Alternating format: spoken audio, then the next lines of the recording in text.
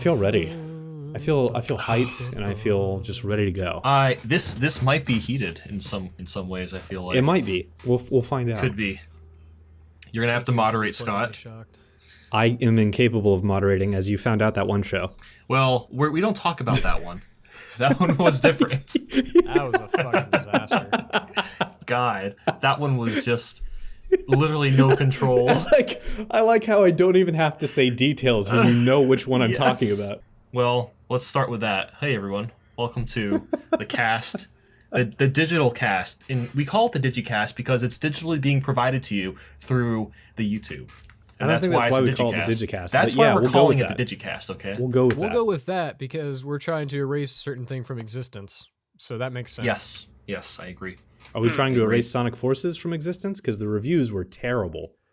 Be okay Do we with just that. want to acknowledge that for a second? I know that we're here to talk about something else, but can we just acknowledge Sonic Forces? I just want to say it's very disappointing that a fan game... Well, Sonic Mania is not a fan game, but a game that started off as a fan game is It better might as well be. than Sonic Forces.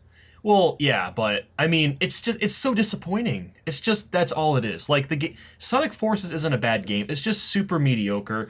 It's just so unpolished. It needed I don't know. It needed people that know how to make games. It needed Christian Whitehead. I don't know how to make games. Sonic Team It's just sucks. it's so sad. I It's hope so that they're sad. listening to this and they hear you say it needs people who know how to make games.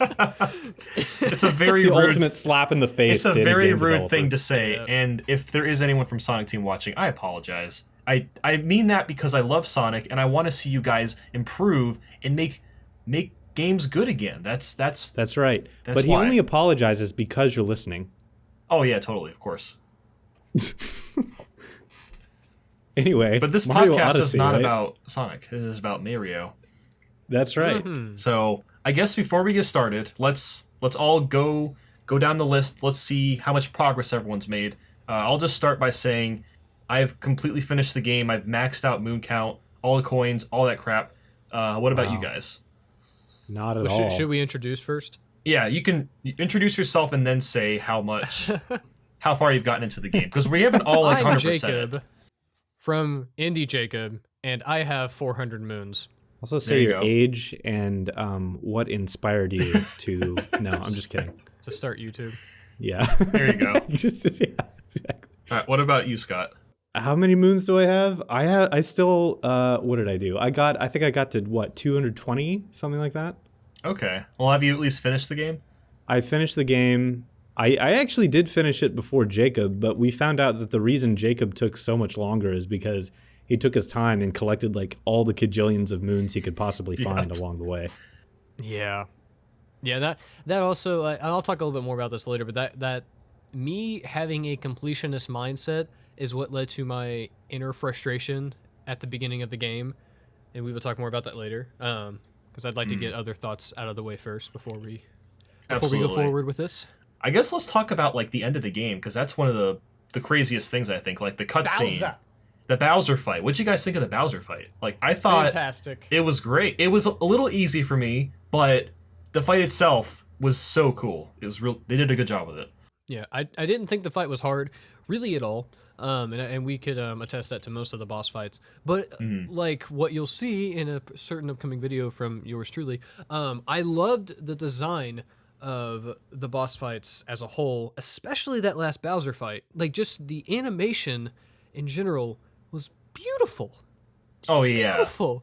And when you saw Mario put his hand on the back of Bowser's shell, I was like, oh, that's adorable. Like you actually felt things with the cutscenes, Yeah, which was amazing. there was emotion. I've never felt emotion in a Mario game. It's like, oh, you jump and you run, you collect stuff, and you stomp on things. I've never felt, aw, Peach rejected both of them. It's kind of Am I sad. being a little forward by saying that I actually had like chills at the last boss fight? Dude, me too. Honestly, me too. Just because of the way everything was designed and the cutscenes, it was good. It was really good. Yeah, it was pretty good. The thing, I think it was right after the boss fight that really tripped me out, where you suddenly take over Bowser. And then Yeah, that was crazy. You're blowing through stuff as Bowser. And then like Mario and Bowser are literally one in that moment. It's really bizarre. And I think what really song. wraps it up is like at the end, when Peach rejects them, it's almost like since they were technically together, since Mario captured Bowser, they kind of felt like more close in a weird way. And I think that's what made the moment even more special. There's a moment I think where like they show Peach and like she's almost ready. I feel like in that cutscene or whatever where like she's almost ready to like kind of accept and like let whatever just happened like just have happened. But then like Mario and Bowser have that moment where they kind of fight with each other. But it's weird because like you just got through that moment where like Mario and Bowser like literally saved the day together in a very strange way. But it's like you only got out of there because you were Bowser. I don't know. It's a mind trip in a way. I think that in my opinion, that's more impactful than the fact that like she ditches both of them at the end. I don't understand that. Like, baby girl, you know what this man has gone through in every place he has possibly been, and you are going to sit there and tell me that you're just going to reject him? Like what? What are you? Well, maybe she's just not that into him, you know? I don't understand. You better Maybe be that's the into him message at of least this for game. one night.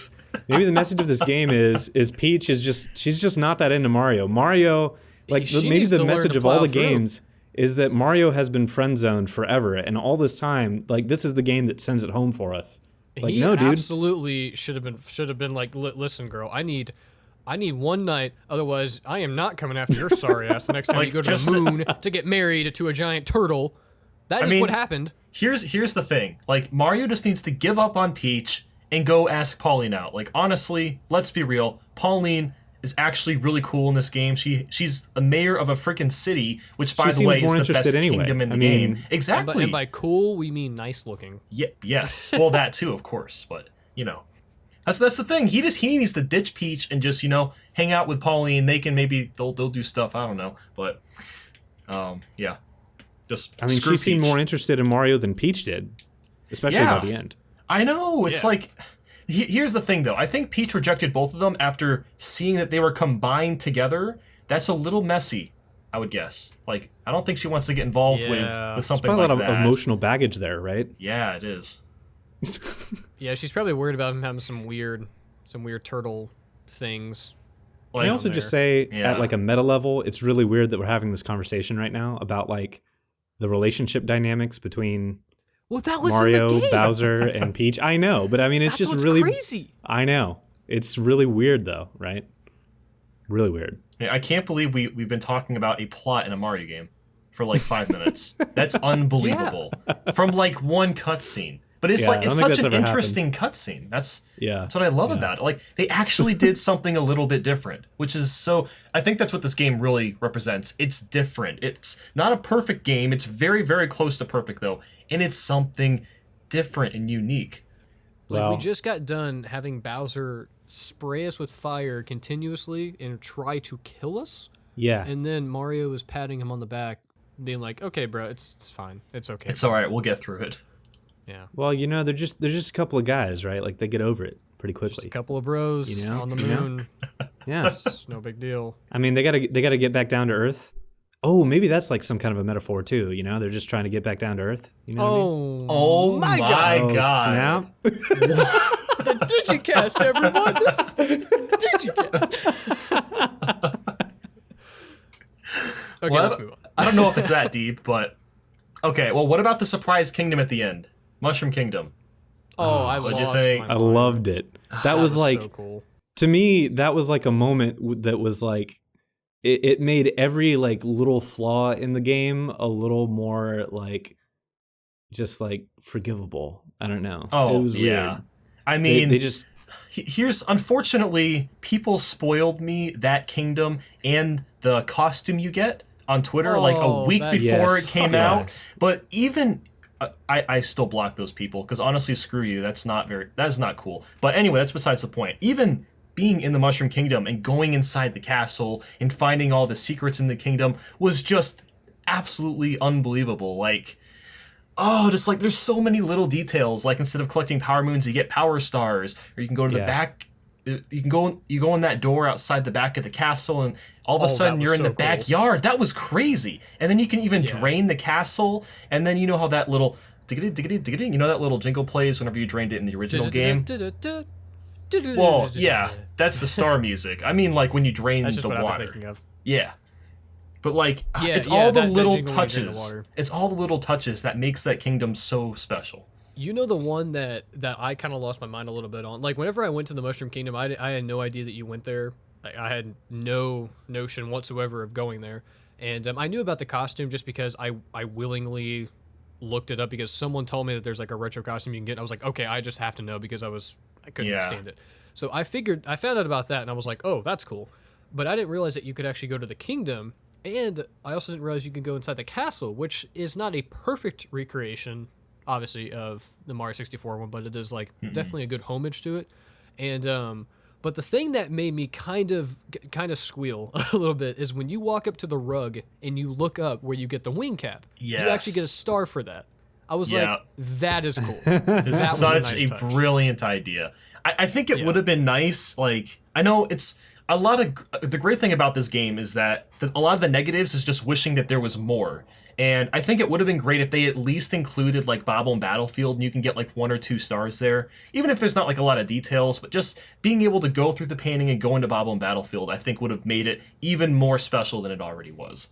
I'm not gonna lie. I half expected, because I knew nothing about Mushroom Kingdom either. Like it had not been spoiled for me at all, and I half expected that I was gonna walk into there and was just gonna like find like most of Mario 64 in there, and Yeah.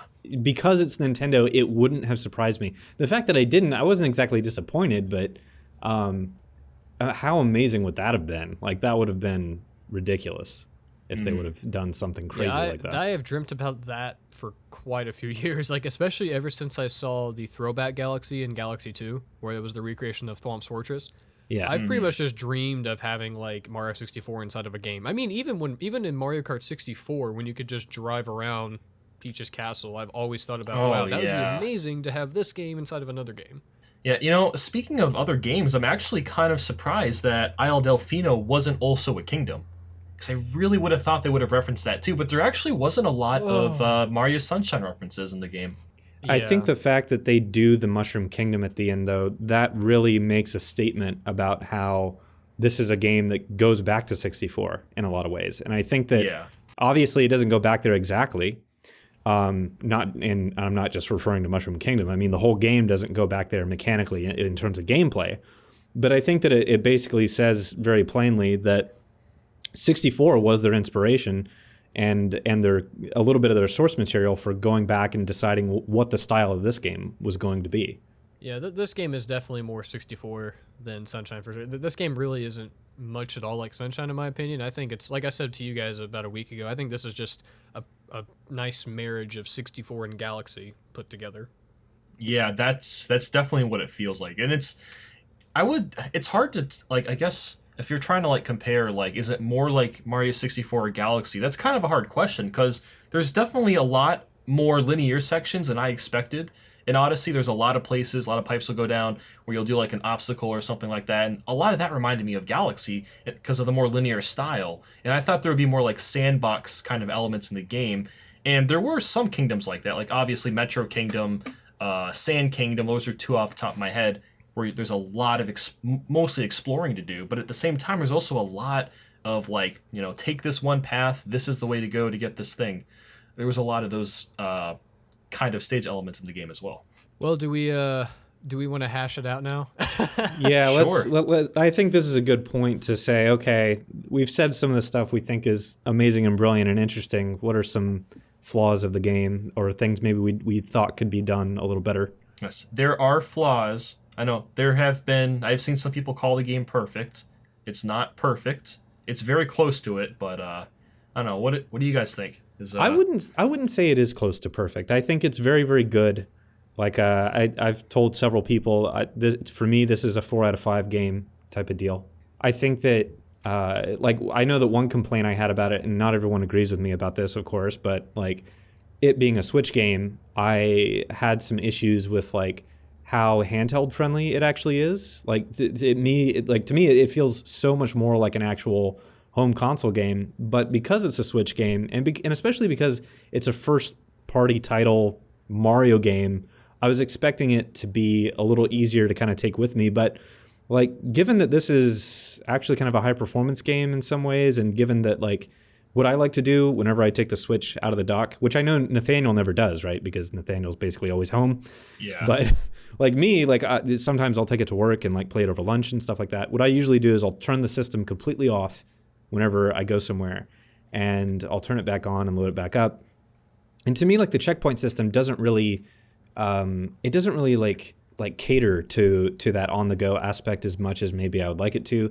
And I also think that like some of the checkpoints are just really badly placed. Like I had some level design issues where like there's a few points where like if you die, like it puts you like way backward, where it's like literally like you're not even doing anything when it sets you that far back. Like you're just like moving across space in some cases. So I don't know if you guys encountered any of that, but like there were some things about the checkpoints that really bothered me, and a couple other things. But yeah, Jacob, what did you think? Like, how would you evaluate this overall? I kind of agree with. I didn't really have as much of an issue with the checkpoint system. I get what you're saying though, because there have been a couple of times where I'll lose progress on something, and I kind of have that like frustrated sigh.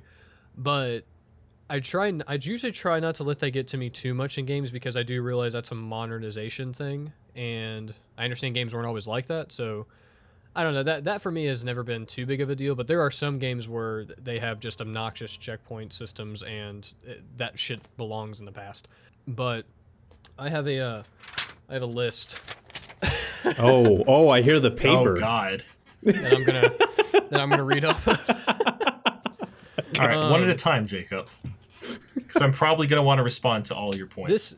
This sounds worse. I really don't have a lot. Like, okay, so first off, I want to get the first easy one out of the way.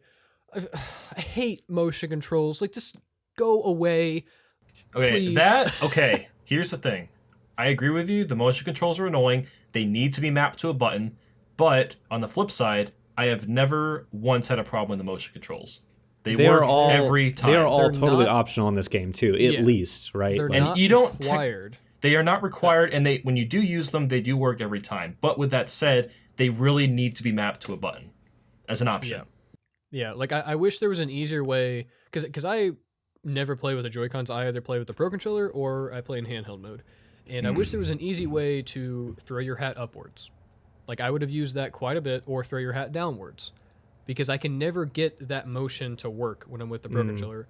And I know I can turn the motion controls off, but I can't tell you how many times I will have played it and I make a hand motion because like I'm just getting into the game, and I throw my hat and then I get hit because I don't have a hat to defend myself with now. So like that also annoyed me. But so I mean I wish I don't mind them here, and I'm very happy they're entirely optional. You don't have to use them, and that's great. I just had some missteps with them that were slightly annoying. Like I think some of the moves should be more easily played with just the controller, but I'm happy they're an option, but I'm annoyed that there are some things you cannot do unless you use motion controls. Yeah, I think throwing the hat in the air is definitely harder, kind of annoying to do with motion controls, but honestly, I have never found a situation where I needed to throw my hat in the air once. Yeah, I was actually going to say that as far as the controls in this game, from everything Mario that I've ever done, at least 3D Mario, like these felt like the best controls that I've ever been in. Oh, A they Mario are game, near perfect. It's like a beautiful combination of galaxies, a very tight controls, and a combination of also Sunshine being very quick and nimble, which is really, really nice. Like if you guys notice when you long jump, it's so easy to like weave around and stuff. Or when you throw your hat and you do a dive afterwards, you can very easily change the direction of where you're going. Yes. It's a beautifully controlled game, but they could have done without the motion controls. Yeah, you can definitely tell this is what they wanted all along, but they've finally got to the point now where it's perfected. So from here on out, it's going to be awesome every time a 3D Mario game comes out. I mean, it already is awesome, but like it's just going to be even more awesome because the level of control you have with this game is truly unlike any other 3D platformer you possibly could have played. Like I've never ever had even close to this amount of control. Yeah, I think for 3D platformers, this is probably, in terms of controls, this is probably the best one I've ever played. The only comparable one for me is A Hat in Time. I know you guys haven't played that yet, but A Hat in Time does a really fantastic job with the control Yeah, scheme as well. I could see. I played some of the beta, so I could see that with the diving and stuff, especially. Yeah, yeah. All right, what else is on your list? I would say the next thing that I would want to talk about. I'm sorry, I'm hacking and stuff. I'm a little sick. That was more of an apology to the viewers out there. It's okay. I would say the first half of the game really dragged, for me at least, because I wasn't a huge fan of the level design of the Cascade Kingdom, for example. I mean, it was interesting because it was something new. Like, I want to stress to everyone out there, like, this is still like an 8 out of 10 game for me. Like, this is great. I love this game a lot. I've had so much fun with it. I just had some drawbacks too. And the Cascade Kingdom for me, like, I kind of agree with Scott. Like, there were some portions of that level that were, in my opinion, not really designed well. The levels didn't feel as big. It's so hard to describe, like, what I really have wrong with this game. Like, some of the level design doesn't feel as, I guess, robust, and like the levels don't feel as large as Sunshine and 64, because so many things you do when you're running around, there's a lot of empty space, and there's a lot of moons that you find that they're just there. So it's Yeah, like, Well, why I are you don't think that's sitting empty. here? That isn't really empty space, though. I see what you're saying. I do think the levels feel smaller, but at the same time, like, they're very, very dense with content. Like, there's always something to do. If you can make, like, as an example, like in the Sand Kingdom, there's all of those roofs you can climb up onto. Even if there's nothing on the roofs, if you manage to get across, you're rewarded with coins for taking the path of, exploring to places you normally wouldn't go. And that is kind of all over the game, I think. Yeah, like I appreciate you get rewarded for exploring, but I don't feel like the levels are as tightly designed and like everything has a purpose. I guess that's more my annoyance with it, because everything in Mario 64, like every single platform and every like sandbox level, I feel is there for a reason, where I feel as Mario Odyssey has a lot of kind of a mishmash of elements, and they wanted to create more of a world that you're supposed to run around in and find things rather than actually platforming. The collectibles, like, I think that like if you're into the whole collectible thing, then it works very well. But if you care so much more about just the platforming experience, then it does feel kind of like it's on a weird tangent whenever you end up in some of these areas. Because, like, yeah, okay, you get rewarded with coins, like, I get that, but what's the use for coins? Well, a lot of the time you're just going to be buying collectibles, or like, I mean, very, very few other uses. So I think from that standpoint, like, and Jacob, I think you said this, like, about like the exploration being just a little too exploration focused. I think coins have never really meant anything until this game, honestly, because, like, when was the last time anyone cared about lives or coins at all? Yeah, no, in that games? I agree with. Like, That's I was true. actually going to say, Yeah. I think coins actually have a lot, like a big use in this game, because like I know I need coins to buy moons in every stage, or maybe I want to buy extra yeah. hearts. They something do, like but that. if coins are the only reason you're going to a certain part of a level, it doesn't Oh, well, yeah. feel as good, I guess. It's just kind of Yeah, because I can get them somewhere else if I want to. I mean, right, exactly. but Yeah, yeah, so that's the main thing, I guess, for me, is like the first half of the game, the way those levels are laid out, I don't feel are as tightly designed for platforming as much. They're more like exploratory, and that's fine. It's just I wasn't like, I didn't get latched onto this game until the Metro Kingdom. When I hit the Metro Kingdom, I was like, oh, okay, I see you now. Like, this is what you're giving me. Okay, great. So, and that's whenever I started getting into it, and I played a lot more of it. And that was also kind of over the whole, like, completionist mindset. And that's another thing that was kind of annoying, because, like, Mario games are one of the only franchises that I complete. Like, I 100% all the games all the time. And this game locks moons until you get to a certain point, and it actually locks a fair amount of moons on each level until you get to a certain point. And that annoyed me a little bit, because half the time I didn't know if like, oh, am I doing something wrong? Like, there's like 5 moons I need here. Can I even get these right now? And most of the time I couldn't, but I didn't know that, so I kept questioning. So I was Yeah. just running around looking aimlessly for moons. I and think that in couldn't actually terms get of them. like when you think about the marketing for this game, I think that we were all misled a little bit, and that, like, I think Nintendo could have done a better job managing expectations, because I think we all had it in our minds before we started playing this, that this is kind of, sort of, or maybe even very much a open world Mario game. And it's not quite open world. Like, it has some open worldy things in it, but it's actually much more structured than I think a lot of people realize. And whenever I first started playing it, I had the same kind of thing where, like, I didn't know how much things were going to open up and when they were going to open up. And then you play through more and more of it, and you find, like, oh, like, it still hasn't really opened up. Like, well, that's why you have the moon list, though, because you can tell exactly what moons you're able to access, and then when you do open up everything else for post game, then it kind of shows you, okay, here is the moons that were here before, and here's the moons that were also in post game. No, that doesn't bother me. What bothered me is I have a list, right, of moons I have to get. In my mind, I was thinking, oh, I have access to all of these moons. So there were like 5 moons in the Cascade Kingdom and the Sand Kingdom that I could not find, and it was driving me insane. And I was like, I know I have to get these because I know there's post-game stuff later. So I was thinking, oh, I can definitely get these, but, like, you can't. There's like 4 or 5 moons at least in each of those levels that you cannot have access to, because one of them's Peach, one of them's like that you have to get, like, the secret portal star, whatever those are called, like, through the paintings to get to the whatever, you guys know what I'm talking about. And then there's like the Koopa races too in the first couple worlds you can't have access to until you beat the game. Those are the ones I'm talking about that, like, I couldn't get, and that was driving me crazy because at that point I didn't realize that, oh, I don't have access to these. What I wish they did is those you literally cannot get until you beat the game. I wish they would have waited, then put them on the list for you to get. Yeah, I don't know. I think that, like, I think that there's just a few things that if they would have made a little bit more of the game more available a little bit earlier than they do, because you play through, like, this entire, like, little storyline, and then you find out, oh, there's, like, a lot more to this game. And if you don't have someone else who tells you that, or if you don't have any other way of really knowing that, they don't really tell you. I mean, like, you find out, like, kind of as a surprise. You realize that, like, the second I knew that some of these I simply don't have access to yet, I was fine. Right. Like, that complaint is, like, out the window. I'm just saying, like, how I felt those first few hours of playing it. Like, that's how I felt. But then after I realized that, I was like, oh, well, who gives a shit about these? I'll come back and get these later.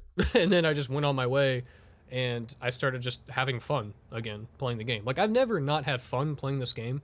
This game is great.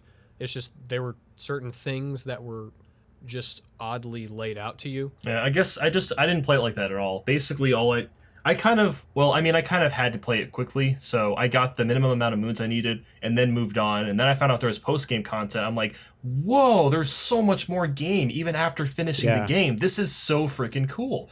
Because, you know, sometimes games offer a little bit of post-game after, you know, playing through, but Mario Odyssey just, it's at the point where it almost feels like it's never going to end because there's so many moons and they save a lot of it for afterwards. So I think it all depends on how quickly you play through the game. And obviously, since you took your time, I can understand why it might have been frustrating for you at certain points. Yeah, like, I kind of wish they took a lot of the post-game content and just filtered it into the main game. That was kind of another complaint I had, but, like, it's not a huge deal or anything, but it's just something I wish they... Because, like, Mario 64 and Sunshine, you have access to pretty much everything. Well, you know, not really. At all times. Not really. You have to get... I mean, you can open, like, you can open most of the main doors with, like, around 20 stars or so, but then, like, the top floor takes, like, 50 stars or 70 stars, and that's, like, you know, over half the game at that point. I didn't mean you have access to everything at all times. I guess I meant, like, you can get most of the things in a level and then move on, and you might have 1 star to come back for, and, like, that might be it. And then you're done with that level. I guess I kind of like the structure of that better, but the more I played Odyssey, like, the more I liked it a lot. Yeah, same here. So, I mean, like, I haven't really talked to you guys a whole lot since that kind of, like, annoying part I went through, but, like, after that, it was, it was good. It's interesting. I kind of felt the same way, though. Like, when I remember when I got to the Seaside Kingdom and I was playing through it, I was like, you know, I don't know how I feel about this game anymore, because I really enjoyed it when I saw the Cascade Kingdom, and then I think you're right, it did kind of feel like it dragged on a little bit, but then, like, once you got near the end of the game, you got to the Metro Kingdom, and then, like, you know, Bowser Kingdom and the last couple kingdoms, that's when things just really start to pick up. Yeah, that second half of the game, really not much complaints at all. Yeah. But the only other main complaint I would have is, God, I wanted a hub world so bad. Okay, so the hub world thing. Hub world made sense in Mario 64 because the concept is you're in a castle, and the other way to access the world is to go through the paintings, which, makes sense because castles have large paintings. Very brilliant. Sunshine, you have, the island. You're going around cleaning up the goo, so you go to different places to do that. Makes sense. For Galaxy, you're on a big ship, and you're going to different planets. Makes sense. For Odyssey, you're going around a world. So, in terms of a hub world, the only thing they really could have done is maybe make the Odyssey ship bigger within itself, but I never thought it was that big a deal. Like, I don't know. I didn't really care that there wasn't a hub world personally because I didn't really see much of a purpose of having one. I mean, contextually, I understand what you're saying because they kind of did the same thing with Galaxy 2. Yeah. Where they had the big shit. Yeah. I don't remember the name of it, but it was shaped like Mario's head. I mean, it was a hub world technically, but it was like kind of pointless. Like there wasn't really much to do on it. I'm happy they didn't do the same thing here. I guess I just wish there was. I guess again, I wish it was a little bit more like 64 and Sunshine in that regard because I guess for me, it just adds like a whole weight to the story by saying, oh, this is a place that's all messed up and jangled up because something happened and I got to save it. So I'm going to go through these portals to get to these places to then save this place.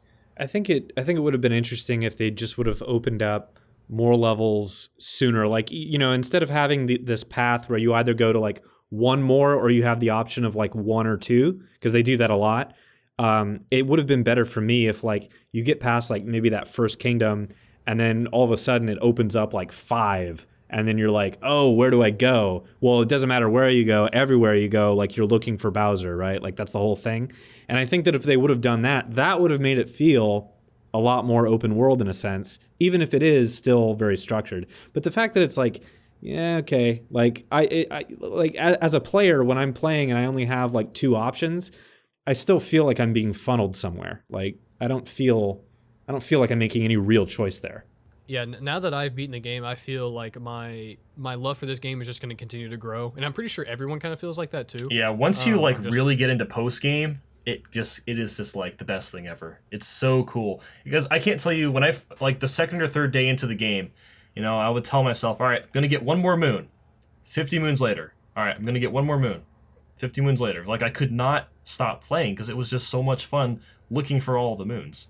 Yeah, that's happened to me the past couple of days, which is another reason why I'm struggling to give a video out. It's kind of like that Breath of the Wild syndrome I had. Like, yeah, I wanted so badly to make a video about Breath of the Wild. Like, no one even knows how bad I wanted to, but I just couldn't stop playing. I really, really had to force myself to stop playing to get videos out because I had to get them out as soon as I could, and even it still took us a week to get just one Odyssey video out. Now the hype has died down a little bit. I think this game is a classic. Like, even though we've spent some time here talking about some criticisms and some stuff we think wasn't quite as good as maybe it could have been, like, I think this game is still a classic, and I think it's still going to be like a defining game for the Switch.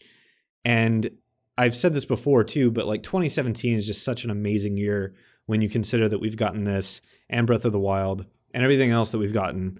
It's been an incredible year, yeah. It's just an awesome year. And I still think that this is, even with its flaws, it's still like one of the best Mario games in a long, long time and probably ever. It's very, very good.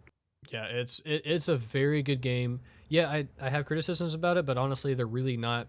They're not anything major, the game, I would say. Like, now that I've beaten the game, like they've dwindled. they felt a lot bigger whenever I was like in that part of the game that lulled.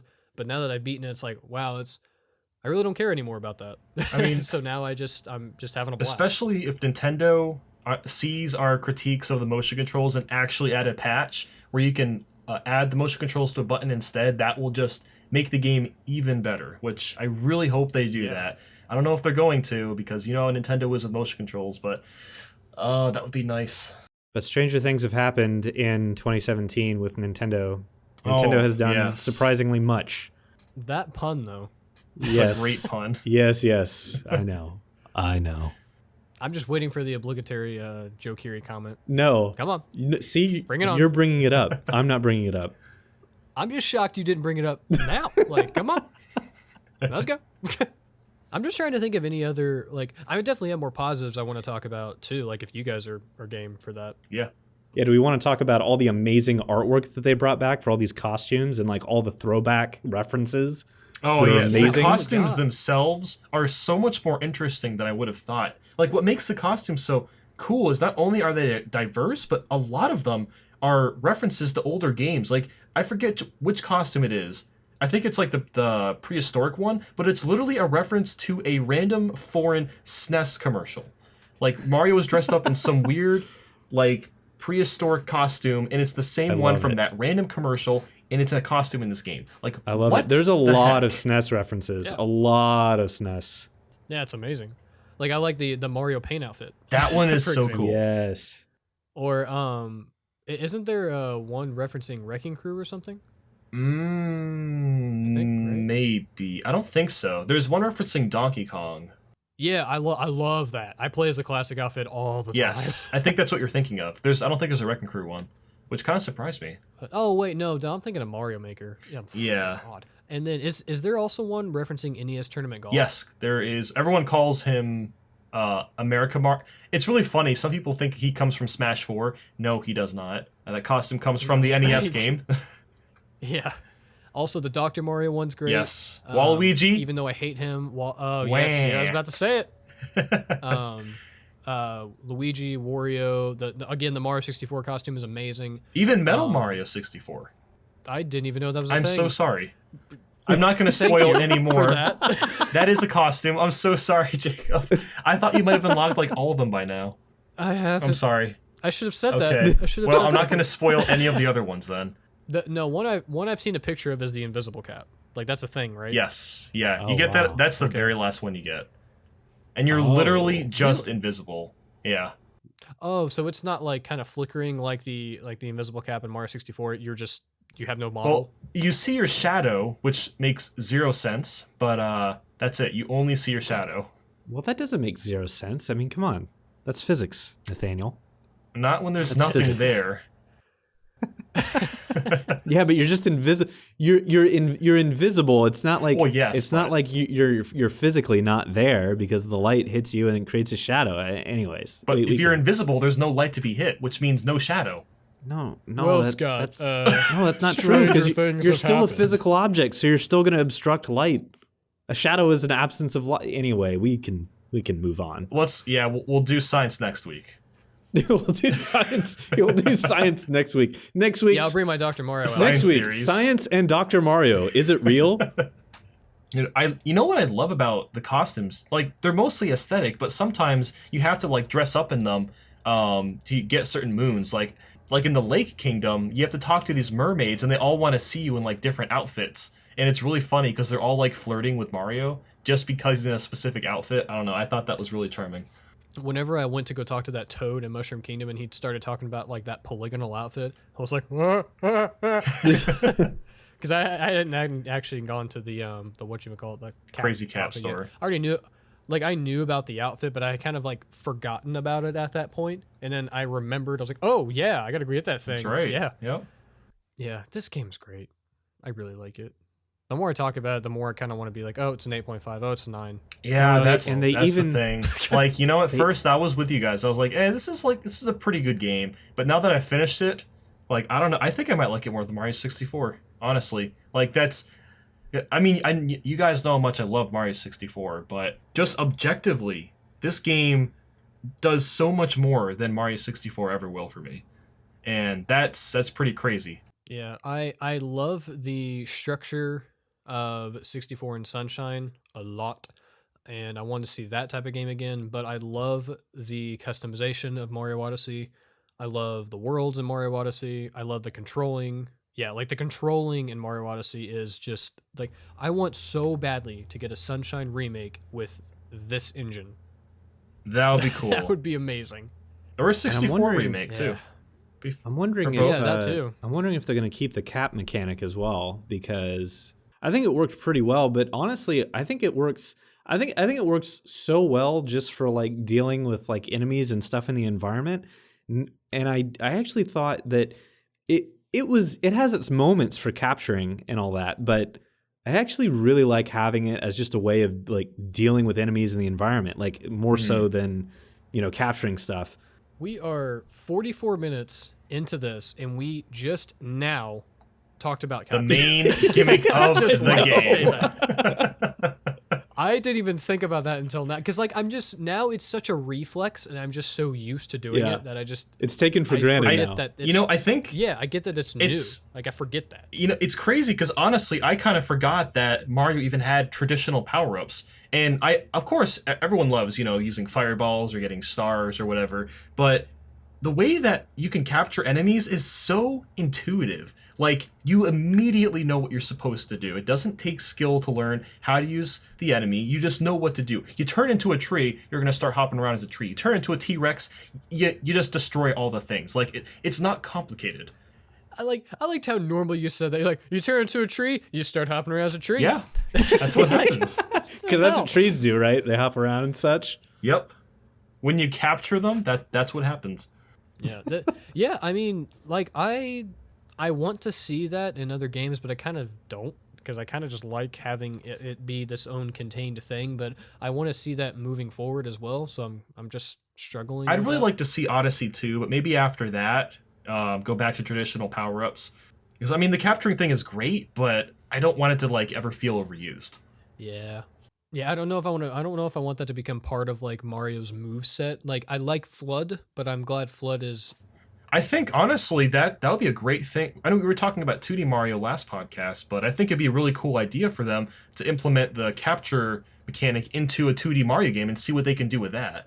I think that would actually be very cool. I'm surprised they didn't do it in this game. And that was another thing I was going to say is I feel like there were moments with the 2D stuff in this that like they really could have done a lot more with. And I'm surprised that they didn't. It actually, the longer just like we said with a lot of stuff, like the longer you play, the more you see like different ways that they utilize the 2D. But I'm surprised that they didn't have even a single moment where like you're using the cap in 2D. I would have thought they would have done that. I kind of have a theory as to why they limit the 2D sections as much as they do, because of how popular the Switch is. And a lot of people who might be buying these for their kids, like, might be playing Mario Odyssey as well, and like they might have only played the first Mario. Yeah. So they were this is targeting pretty much them. just identical to that. Mm-hmm. Yeah, like I wonder if that's what they're doing. And I also get that like it's really just like it's scope management. Like it's easier to polish something that is lower scale, and that would also explain like to some degree why like. We only see that original like 8-bit style, whereas we don't see Super Nintendo style, right? Like, I get that, but I still feel like, especially if they're going to do an Odyssey 2, I feel like there's a lot of opportunity there for Odyssey 2 to expand on the 2D. I think at the very least, if they do make it Odyssey 2, I think what was kind of surprising to me is that when you go into the 2D sections, if you're like captured as like the onion thing or as the T-Rex, you can't actually go into the 2D section with them. Which I thought was a little strange. Although they do have art for all the costumes, which I was impressed by. That is so cool. I'm glad they took the effort to do that. Yeah. Oh, I actually didn't even know that. You can actually take your costume into a 2D. Yeah, form? and it'll show as like an 8-bit version of whatever that costume is. How do you get that? You just go into like say you're dressed as Builder Mario. If you hop into the pipe that takes you to a 2D section, you'll see an 8-bit version of Builder Mario. Oh, see, I never really play with any of the other costumes. Like, I generally stick to, like, Mario, or I do Boxer Mario, or I do Classic Mario now that I finally got him. Yeah. I just swapped around the whole game. I freaking loved it. I don't actually think I've ever gone into a pipe with anything but, like, the plain Mario suit. Yeah. So next time you play, go try that out, Jacob. Because they have actually, I think I did it with Classic Mario, but my mind was already so wired at seeing Classic Mario in those colors, like in sprite form, that I didn't even think about it. Right. Yeah. So, yeah. I'll tell you what messed with my mind a little bit about those sections is they don't control like the original Mario Brothers game. Like, it's not floaty, and you stop immediately the second you turn your like joystick. That blew my mind. It's still a very tight feeling control, though. Yeah, it still feels no. I mean, like it's good that it's like that, right. But like it bothered me because it's not exactly like how like the original. Mario I liked game that was. they still had the sprint, and the sprint like still feels really good, and it still has. Yeah. This game's good. It's good. Nathaniel, were you gonna say something? Huh? Were you gonna say something? I feel like we cut you off on something. No, I wasn't gonna say anything. Okay. I have not been cut off today. Not yet. Not yet. I like this game. Iced tea. Good iced tea. Yeah, it's pretty good. It's pretty good. I wish I had some iced tea. You should make some. You know they sell instant tea that you don't even have to brew now. I used to have a sweet tea maker, but it's at my parents' house, and they're like really far away now.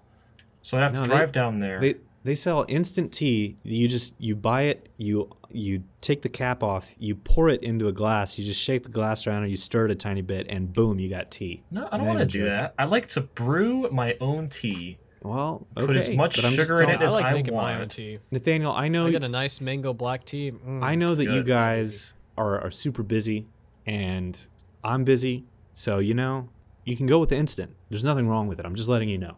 Thank you, Scott. I appreciate that. You're welcome. You're welcome. Okay. I don't know where that came I think from. that's a good place to wrap it up. Yeah. Okay. And also, guys, here's what you should do.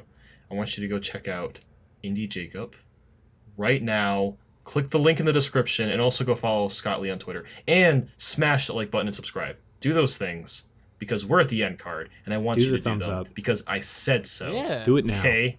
Do the things. Don't forget. Hopefully, I got a Click, Mario click. Odyssey video out while the time this is coming out. Click so you subscribe. it. Click the Right bell. now. What a horrible way to end the video. Yeah, that was awful. That's a good way to end it.